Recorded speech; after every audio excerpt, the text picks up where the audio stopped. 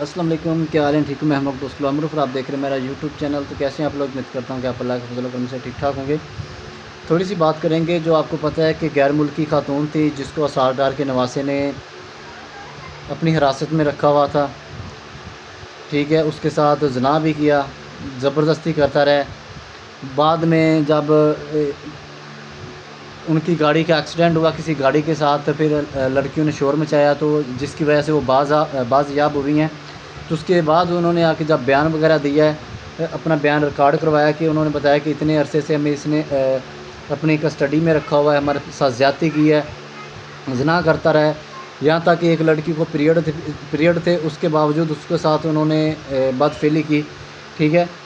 تو میرے خیال میں وہ ملک سے تو چلی گئی ہیں، لیکن وہ جب باہر جائیں گی، اپنی کنٹری جائیں گی، تو وہاں پہ جا کے اگر بیان دیتی ہیں کہ پاکستان میں ہمارے ساتھ یہ ہوا ہے، ٹھیک ہے، اور آگے سے ایک چیز جو غلط ہوئی ہے، لیکن اس کے اوپر یہ ہے کہ اس کو جھوٹا ثابت کرنے کی کوشش کی گئی۔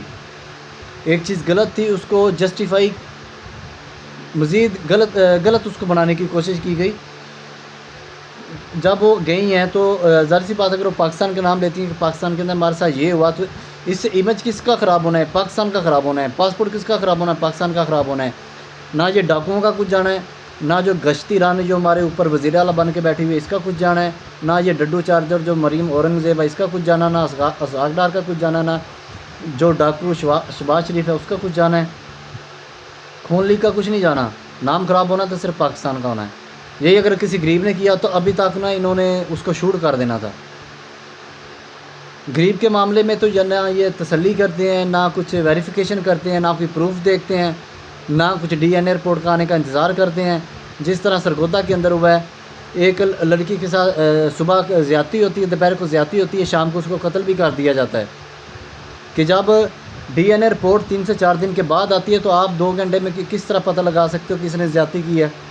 پھر جو دکاندار ہے اس کو کچھ بھی نہیں کہا، جس کی دکان ہے، جو مالک ہے، یہ کس طرح ہو سکتا ہے کہ مالک کی دکان کے اندر جو ملازم ہے وہ بچی کے ساتھ زیادتی کرے اور مالک جو اس کو کچھ کہے نہ، مالک کچھ بھی نہ کرے، مالک نے زنا نہ کیا اور جو نوکر ہے اس نے زنا کیا، نوکر کو ارسلان کو تو اڑا دیا، لیکن جو اصل مجرم ہے ان کو چھپا لیا ہے، نہ ان کی کوئی بات کر رہا ہے، نہ ان کے بارے میں کچھ پوچھ رہا ہے، نہ انہوں نے اس کا ڈی این اے کی بات کی، نہ جو ارسلان نے جو مرنا تھا مر گیا، لیکن اس کے بعد ارسلان گناہ گار تھا یا نہیں تھا وہ ایک الگ بحث ہے۔ لیکن جو دوسرے دکاندار تھے، جو یہ ارسلان تو ایک ملازم تھا، جو دکاندار تھے ان کے بارے میں کیوں نہیں بات کی؟ نہ سی سی ٹی وی نے ان سے پوچھا ہے، نہ ہمارے میڈیا پہ کوئی بات آئی، کیوں نہیں آ رہی؟ صرف طاقتوروں کے لیے آپ کے پروٹوکول ہیں، اور جو غریب آدمی اس کے اوپر ڈائریکٹ آپ کی گولیاں چلتی ہیں۔